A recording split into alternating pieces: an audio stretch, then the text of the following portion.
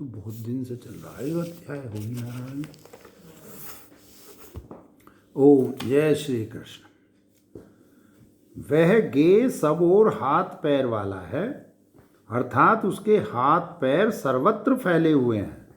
सब प्राणियों की इंद्रिय रूप उपाधियों द्वारा क्षेत्रज्ञ का अस्तित्व प्रकट होता है। क्षेत्र रूप उपाधि के कारण ही वह गे क्षेत्रज्ञ कहा जाता है। क्षेत्र रूप उपाधि हाथ पैर आदि भेद से अनेक प्रकार विभक्त है। वास्तव में क्षेत्र की उपाधियों के भेद से किए हुए समस्त भेद क्षेत्रज्ञ में मिथ्या ही हैं। अतः उनको हटाकर गे का स्वरूप वह न सत कहा जा सकता है और न असत ही कहा जा सकता है, ऐसे बतलाया गया है। तथा गे का अस्तित्व समझाने के लिए उपाधिकृत मिथ्या रूप को भी उसके धर्म की भांति कल्पना करके उसको सब ओर से हाथ पैर वाला है इत्यादि प्रकार से बतलाया जाता है। संप्रदाय परंपरा को जानने वालों का भी यही कहना है कि अध्यारोप और अपवाद द्वारा प्रपंच रहित परमात्मा की व्याख्या की जाती है। सर्वत्र अर्थात सब शरीरों के अंग रूप से स्थित हाथ पैर आदि इंद्रियां गे शक्ति की सत्ता से ही स्वीकार्य में समर्थ हो रही हैं। अतः ये सब गे की सत्ता के चिन्ह होने के कारण उपचार से गे के धर्म कहे जाते हैं। ऐसे ही और सबकी भी व्याख्या कर लेनी चाहिए। वह गे सब ओर हाथ पैर वाला है तथा सब ओर नेत्र सिर और मुख वाला है। जिसके आँख सिर और मुख सर्वत्र हों वह सर्वोत्तिक्षी सिरोमुख कहलाता है। तथा वह सब ओर कान वाला है। जिसके श्रुति अर्थात श्रवण इंद्रिय हों वह श्रुतिमत्त कान वाला कहा जाता है। इस लोक में समस्त प्राणी समुदाय में वह सबको व्याप्त करके स्थित है। उपाधि रूप हाथ पैर आदि इंद्रियों के अध्यारोप से किसी को ऐसी शंका न हो कि गे उन उपाधियों वाला है। इस अभिप्राय से यह श्लोक कहते हैं, सर्वेंद्रिय गुणाभासम सर्वेंद्रिय विवर्जितम अशक्तम सर्वभृच्चैव निर्गुणम गुणभोक्तृच च। वह गे समस्त इंद्रियों के गुणों से अवभासित प्रतीत होने वाला है। यहाँ श्रोत्रादि ज्ञानेन्द्रियाँ, वाक आदि कर्मेंद्रियाँ तथा मन और बुद्धि ये दोनों अंतःकरण इन सब का सर्व इंद्रियों के नाम से ग्रहण है, क्योंकि अंतःकरण भी गे की उपाधि के रूप में अन्य इंद्रियों के समान ही है, बल्कि श्रोत्रादि का भी उपाधित्व अंतःकरण रूप उपाधि के द्वारा ही है। इसलिए यह अभिप्राय है कि उपाधि रूप अंतःकरण और बाह्यकरण इन सभी इंद्रियों के गुण जो निश्चय, संकल्प, श्रवण और भाषण आदि हैं उनके द्वारा वह गे प्रतिभासित होता है। अर्थात उन इंद्रियों की क्रिया से वह क्रियावान सा दिखलाई देता है, ध्यान करता हुआ सा, चेष्टा करता हुआ सा।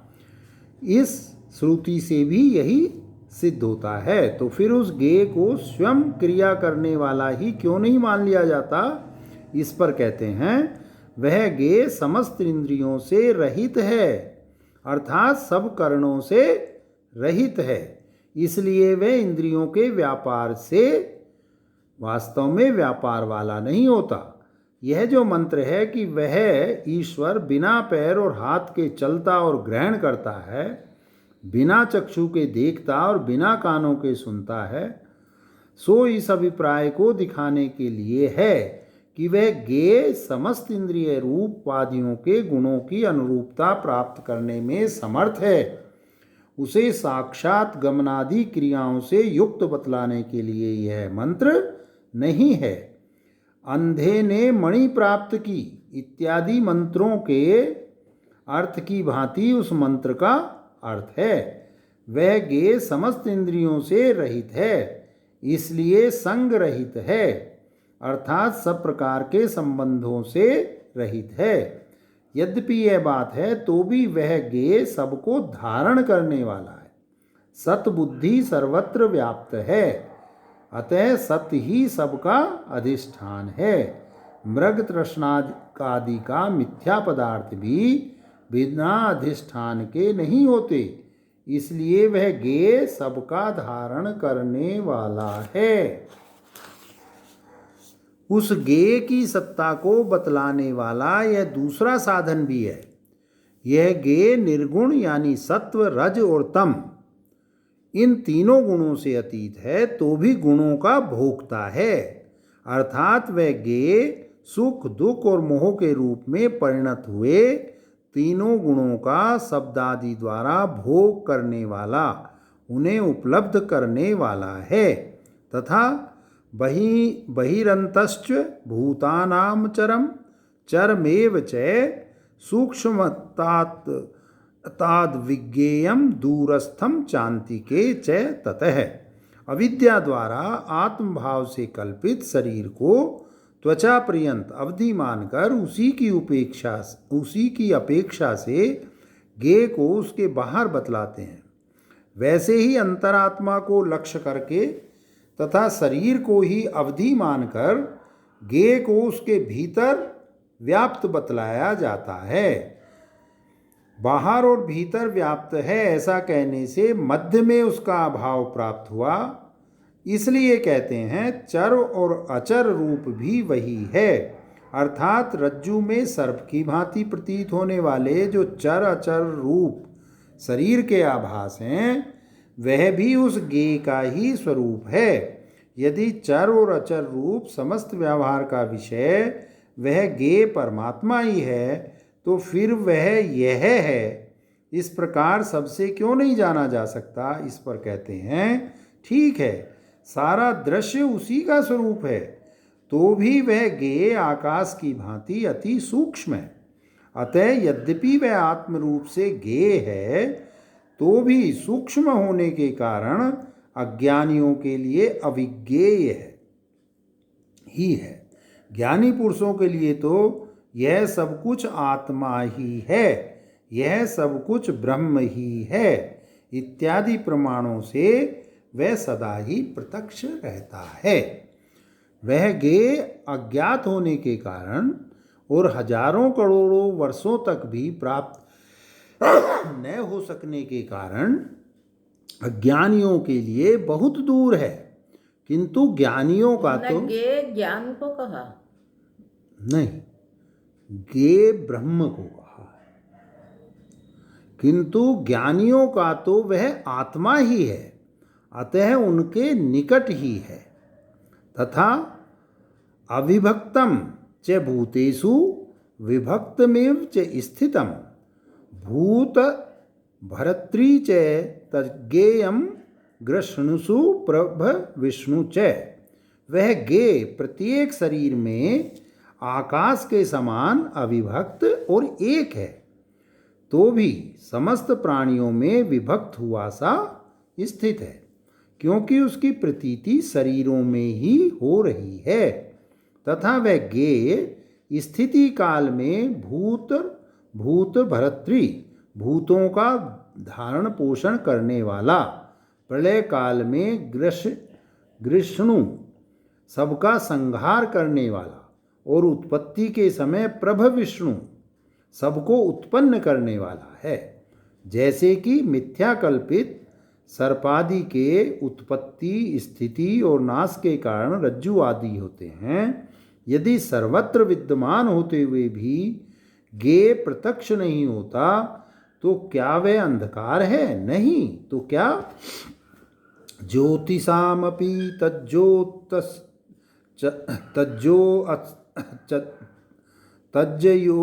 तज्ज्योतिस्तमसः परमुच्यते ज्ञानम ज्ञेयम ज्ञानगम्यम हृदय सर्वस्य विशिष्टतम। वह ज्ञेय परमात्मा, ज्ञेय मतलब परमात्मा, समस्त सूर्यादि ज्योतियों का भी परम ज्योति है, क्योंकि आत्म चैतन्य के प्रकाश से दैदित्यमान होकर ही ये सूर्य आदि समस्त ज्योतियाँ प्रकाशित हो रही हैं। जिस तेज से प्रदीप्त होकर सूर्य तपता है उसी के प्रकाश से यह सब कुछ प्रकाशित है इत्यादि श्रुति प्रमाणों से और यहीं कहे हुए यदादित्य गतम तेज इत्यादि स्मृति वाक्यों से भी उपर्युक्त बात ही सिद्ध होती है। तथा वह ज्ञेय अंधकार से अज्ञान से परे अर्थात अस्पृष्ट बतलाया जाता है। ज्ञान आदि का संपादन करना बहुत दुर्घट है। ऐसी बुद्धि से उत्साह रहित खिन्न चित्त हुए साधक को उत्साहित करने के लिए कहते हैं ज्ञान अर्थात अमानित्व आदि ज्ञान के साधन ज्ञेय अर्थात ज्ञेयम यत् प्रवक्ष्यामि इत्यादि वाक्यों से बतलाया हुआ परमात्मा का स्वरूप और ज्ञान गम्य ज्ञेय ही जान लिया जाने पर ज्ञान का फल होने के कारण पहले ज्ञान गम्य कहा जाता है और जब जान लिया जाता है उस अवस्था में ज्ञेय कहलाता है। जब जान लिया जाता है उस अवस्था में ज्ञेय कहलाता है। ये तीनों ही समस्त प्राणी मात्र के अंतःकरण में विशेष रूप से स्थित हैं क्योंकि ये तीनों वहीं प्रकाशित होते हैं। उपर्युक्त समस्त अर्थ का उपसंहार करने के लिए यह श्लोक आरंभ किया जाता है। इति क्षेत्रम तथा ज्ञानम ज्ञेयम चोक्तम समास्तः मद्भक्त एतद्वागाये मद्भावोपपद्यते। इस प्रकार ये महाभूतों से लेकर धृति पर्यंत क्षेत्र का स्वरूप अमानित्व आदि से लेकर तत्व ज्ञान दर्शन पर्यंत ज्ञान का स्वरूप और ज्ञेयम यतत यहाँ से लेकर तम से परमुच्यते यहाँ तक के ज्ञेय का स्वरूप संक्षेप से कह दिया गया। यह सब वेदों का और गीता का अर्थ इकट्ठा करके कहा गया है। इस यथार्थ ज्ञान का अधिकारी कौन है सो कहा जाता है मेरा भक्त अर्थात मुझ सर्वज्ञ परम गुरु वासुदेव परमेश्वर में अपने सारे भावों को जिसने अर्पण कर दिया है। जिस किसी भी वस्तु को देखता सुनता और स्पर्श करता है उस सब में सब कुछ भगवान वासुदेव ही है। ऐसी निश्चित बुद्धि वाला जो मेरा भक्त है वह इसे जान सकता है। वह उपर्युक्त यथार्थ ज्ञान को समझकर मेरे भाव को अर्थात मेरा जो परमात्म भाव है उसको प्राप्त करने में समर्थ होता है अर्थात मोक्ष लाभ कर लेता है। 7वें अध्याय में ईश्वर की क्षेत्र और क्षेत्रज्ञ रूप अपरा और परा दो प्रकृतियां बतलाई गई हैं तथा यह भी कहा गया है कि ये दोनों प्रकृतियां समस्त प्राणियों की योनि हैं कारण है। अब यह बात बतलाई जाती है कि वे क्षेत्र और क्षेत्रज्ञ रूप दोनों प्रकृतियां भूतों की योनि किस प्रकार हैं। प्रकृतितम पुरुषम चैव विद्वनादि उभावपि विकाराश्च गुणाश्चैव विद्धि प्रकृति संभवान। प्रकृति और पुरुष जो कि ईश्वर की प्रकृतियां हैं उन दोनों को ही तू अनादि जान। जिनका आदि न हो उनका नाम अनादि है। ईश्वर का ईश्वरत्व नित्य होने के कारण उसकी दोनों प्रकृतियों का भी नित्य होना उचित ही है क्योंकि इन दोनों प्रकृतियों से युक्त होना ही ईश्वर की ईश्वरता है। जिन दोनों प्रकृतियों द्वारा ईश्वर जगत की उत्पत्ति स्थिति और प्रलय का कारण है वे दोनों अनादि सिद्ध ही संसार की कारण हैं। कोई टीकाकार जो आदि नित्य कारण नहीं है वे अनादि कहे जाते हैं। इस प्रकार यहाँ तत्पुरुष समास का वर्णन करते हैं और कहते हैं कि इससे केवल ईश्वर ही जगत का कारण है यह बात सिद्ध होती है। यदि प्रकृति और पुरुष को नित्य माना जाए तो संसार उन्हीं का रचा हुआ माना जाएगा। ईश्वर जगत का कर्ता सिद्ध नहीं होगा। किंतु ऐसा मानना ठीक नहीं है क्योंकि यदि प्रकृति और पुरुष को नित्य न माने तो प्रकृति और पुरुष की उत्पत्ति से पूर्व शासन करने योग्य वस्तु का अभाव होने से ईश्वर में अनिश्वरता का प्रसंग आ जाता है।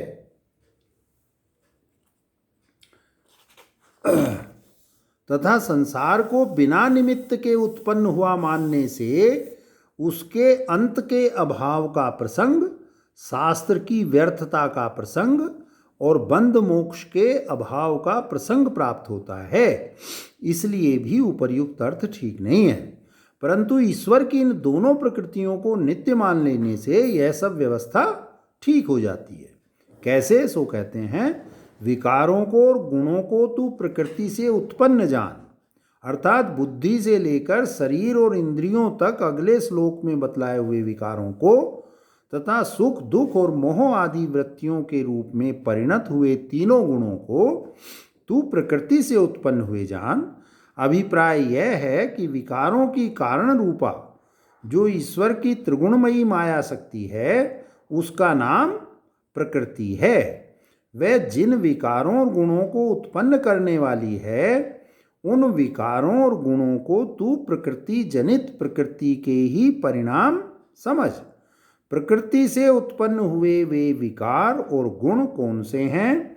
कार्य करण कृत्वे हेतु प्रकृतिरुच्यते, पुरुषे सुख दुखानाम भोक्तृत्वे हेतुरुच्यते। कार्य शरीर को कहते हैं और उसमें स्थित मन बुद्धि अहंकार और 10 इंद्रियां 13 करण हैं। मन बुद्धि अहंकार और 10 इंद्रियां, इनके कर्तापन में हेतु प्रकृति है।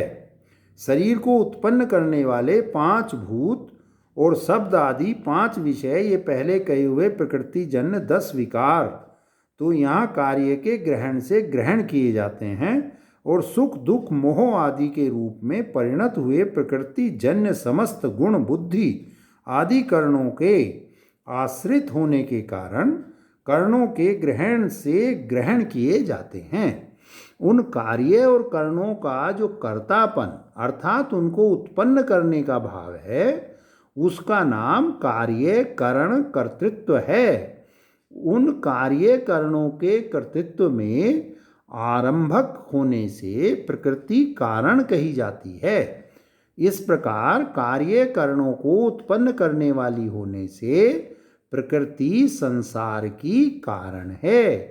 कार्य कारण कृत्वे ऐसा पाठ मानने से भी यही अर्थ होगा कि जो जिसका परिणाम है वह उसका कार्य अर्थात विकार है और कारण विकारी विकृत होने वाला है।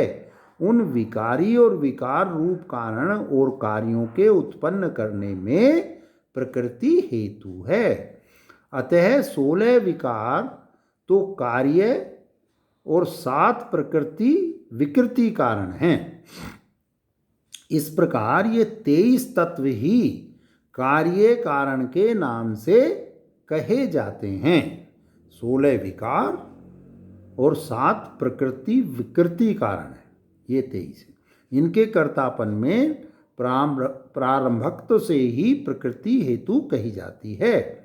पुरुष भी जिस प्रकार संसार का कारण होता है सो कहा जाता है। पुरुष अर्थात जीव, क्षेत्रज्ञ, भोक्ता इत्यादि जिसके पर्याय शब्द हैं वह सुख दुख आदि भोगों के भोक्तापन में अर्थात उनका उपभोग करने में हेतु कहा जाता है। परंतु इस कार्यकरण के कर्तापन से और सुख दुख के भोक्तापन से प्रकृति और पुरुष दोनों को संसार का कारण कैसे बतलाया जाता है? कार्य करण और सुख दुख आदि रूप हेतु और फल के आकार में प्रकृति का परिणाम न होने पर तथा चेतन पुरुष में उन सब का भोक्तापन न होने से संसार कैसे सिद्ध होगा? जब कार्य करण रूप हेतु और फल के आकार में परिणत हुई भोग्य रूपा प्रकृति के साथ उससे विपरीत धर्म वाले पुरुष का भोक्ता भाव से अविद्या रूप संयोग होगा, तभी संसार प्रतीत होगा। इसलिए प्रकृति के कार्यकरण विषयक कर्तापन और पुरुष के सुख दुख विषयक भोक्तापन को लेकर जो उन दोनों का संसार कारणत्व प्रतिपादन किया गया वह उचित ही है। तो यह संसार नामक वस्तु क्या है? सुख दुखों का भोग ही संसार है, और पुरुष में जो सुख दुखों का भोक्तृत्व है यही उसका संसारित्व है।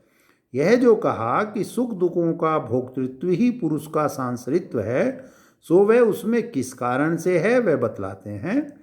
पुरुषः प्रकृतिस्थो ही भुयक्ते प्रकृति जान गुणान कारणम गुण संगोष्य सद्दो निज जन्मसु। क्योंकि पुरुष जीवात्मा प्रकृति में स्थित है, अर्थात कार्य और करण के रूप में परिणत हुई अविद्या रूपा प्रकृति में स्थित है। प्रकृति को अपना स्वरूप मानता है, इसलिए वह प्रकृति से उत्पन्न हुए सुख दुख और मोह रूप से प्रकट गुणों को मैं सुखी हूँ, दुखी हूँ, मूढ़ हूँ, पंडित हूँ, इस प्रकार मानता हुआ भोगता है, अर्थात उनका उपभोग करता है।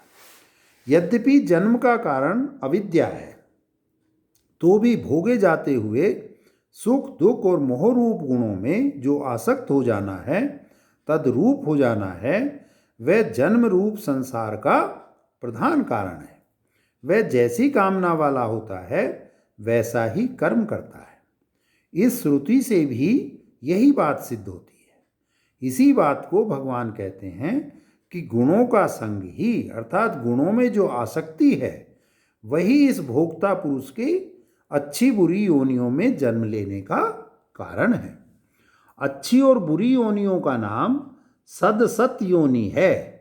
उनमें जन्मों का होना सद्यो निजन्म है। इन भोग्य रूप सद योनियों जन्मों का कारण गुणों का संग ही है। अथवा संसार पद का अध्याहार करके यह अर्थ कर लेना चाहिए कि अच्छी और बुरी योनियों में जन्म लेकर गुणों का संग करना ही इस संसार का कारण है। देवादि योनियाँ सत योनि हैं और पशु आदि योनियाँ असत योनि हैं। प्रकरण की सामर्थ्य से मनुष्य योनियों को भी सत असत योनियाँ मानने में किसी प्रकार का विरोध नहीं समझना चाहिए। कहने का तात्पर्य यह है कि प्रकृति में स्थित होना रूप अविद्या और गुणों का संग आसक्ति, यही दोनों संसार के कारण हैं और वे छोड़ने के लिए ही बतलाए गए हैं। गीता शास्त्र में इनकी निवृत्ति के साधन संन्यास के सहित ज्ञान और वैराग्य प्रसिद्ध हैं। वह क्षेत्रज्ञ विषय ज्ञान पहले बतलाया ही गया है। साथ ही न सत्य नासुदुच्यते इत्यादि कथन से अन्यों धर्मों का निषेध करके और सर्वत्र पाणिपादम इत्यादि कथन से अनात्म धर्मों का अध्यारोप करके ज्ञेय के स्वरूप का भी यज्ञत्वामृतमश्नुते आदि वचनों से प्रतिपादन किया गया है। उसी का फिर साक्षात निर्देश किया जाता है। उपद्रष्टानुमंता च भर्ता भोक्ता महेश्वर है परमात्मेति चापुयुक्तो देहेस्मिन् पुरुष परः। यह आत्मा उपद्रष्टा है, अर्थात स्वयं क्रिया न करता हुआ पास में स्थित होकर देखने वाला है। जैसे कोई यज्ञ विद्या में कुशल अन्य पुरुष स्वयं यज्ञ न करता हुआ यज्ञ कर्म में लगे हुए पुरोहित और यजमानों द्वारा किए हुए कर्म संबंधी गुण दोषों को तटस्थ भाव से देखता है, उसी प्रकार कार्य और करणों के व्यापार में स्वयं न लगा हुआ उनसे अन्य विलक्षण आत्मा उन व्यापार युक्त कार्य और करणों को समीपस्थ भाव से देखने वाला है। अथवा देह चक्षु मन बुद्धि और आत्मा ये सभी दृष्टा हैं। उनमें बाह्य दृष्टा शरीर है और उससे लेकर उन सब की अपेक्षा अंतरतम समीपस्थ दृष्टा अंतरात्मा है। जिसकी अपेक्षा और कोई आंतरिक दृष्टा ना हो वह अतिशय सामीप्य भाव से देखने वाला होने के कारण उपद्रष्टा होता है। अतः आत्मा उपद्रष्टा है। अथवा यो समझो कि यज्ञ के उपद्रष्टा की भांति सबका अनुभव करने वाला होने से आत्मा उपद्रष्टा है तथा यह अनुमंता है।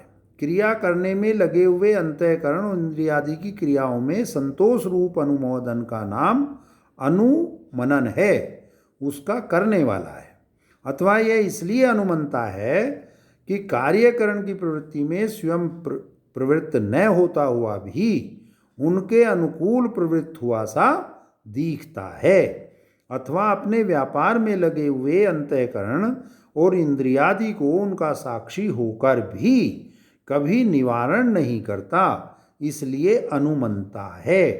तथा यह भरता है चैतन्य स्वरूप आत्मा के भोग और अपवर्ग की सिद्धि के निमित्त से सहत हुए चैतन्य के आभास रूप शरीर, इंद्रिय, मन और बुद्धि आदि का स्वरूप धारण करना ही भरण है और वह चैतन्य रूप आत्मा का ही किया हुआ है, इसलिए आत्मा को भर्ता कहते हैं। आत्मा भोक्ता है। अग्नि के उष्णत्व की भांति नित्य चैतन्य आत्मसत्ता से समस्त विषयों में पृथक पृथक होने वाली जो बुद्धि की सुख दुख और मोह रूप प्रतीतियां हैं, वे सब चैतन्य आत्मा द्वारा ग्रस्त की हुई सी दिखती हैं। अतः आत्मा को भोक्ता कहा जाता है। आत्मा महेश्वर है। वह सबका आत्मा होने के कारण और स्वतंत्र होने के कारण महान ईश्वर है, इसलिए महेश्वर है। वह परमात्मा है। अच्छा 10 बजे। वह परमात्मा है। अविद्या द्वारा प्रत्यक आत्मा रूप माने हुए जो शरीर से लेकर बुद्धि पर्यंत हैं, उन सब से उपद्रष्टा आदि लक्षणों वाला आत्मा परम श्रेष्ठ है, इसलिए वह परमात्मा है। श्रुति में भी वह भीतर व्यापक परमात्मा है, इन शब्दों से उसका वर्णन किया गया है। ऐसा आत्मा कहाँ है? वह अव्यक्त से पर पुरुष इसी शरीर में है, जो कि उत्तम है, पुरुष सन्य परमात्म द्वाहारित है। इस प्रकार आगे कहा जाएगा। और जो क्षेत्रज्ञ चापी माम विधि, इस प्रकार पहले कहा जा चुका है, था जिसकी व्याख्या करके उपसंहार किया गया। जय श्री कृष्ण, जय श्री कृष्ण, जय श्री कृष्ण। आरती कुंज बिहारी की, श्री गिरधर कृष्ण मुरारी की। गले में वैजंती माला, बजावे मुरली धुरबाला। श्रवण में कुंडल झलक लानंद के आनंद नंद लाला। गगन सम अंग कांति काली, राधिका चमक रही आली। में ठाड़े बनमाली, भ्रमर सी अलक कस्तूरी। तिलक चंद्र सी झलक, हित छवि श्यामा प्यारी की। आरती कुंज बिहारी की, श्री गिरधर कृष्ण मुरारी की। कनक में मोर मुकुट बिल से, देवता दर्शन को तरसे। गगन सो सुमन राशि बरसे, बजे मूर्छंग मधुर मृदंग ग्वालिन संग। अतुल रति गोप कुमारी की। आरती कुंज बिहारी की, श्री गिरधर कृष्ण मुरारी की। जहाँ ते प्रकट भई गंगा, सकल मलहारिणी गंगा। स्मरण ते होत मोहभंगा, बसे शिव शीस जटा के। हेलो हरे अग कीच चरण छवि गोप कुमारी की। आरती कुंज बिहारी की, श्री गिरिधर बस हम अपनी कृष्ण पूजा पूरी की मुरारी की चमकती उज्जवल ना हम तट शाम के रे टाइम थोड़ा सत्संग करते हैं बजरंगी दोनों बैठ के। वृंदावन वेणु चौदिशि गोप ग्वाल धेनु हसत मृदुमंद चांदनी चंद कटत भव फंद ना, ना, घेर ना। सुनो दीन ये तो हम अपना दुखारी अपना ही करते हैं दोनों। आरती कुंज बिहारी की श्री गिरधर कृष्ण मुरारी तो बस करते ही हैं डेली हम कुछ ना कुछ जय ऐसा, कभी एक आध दिन छूटे बस। आज थोड़े लेट हो गए थे, बस अब हो गया पूरा, अब ठीक हो गया। जय ओम शिव ओम, जय श्री।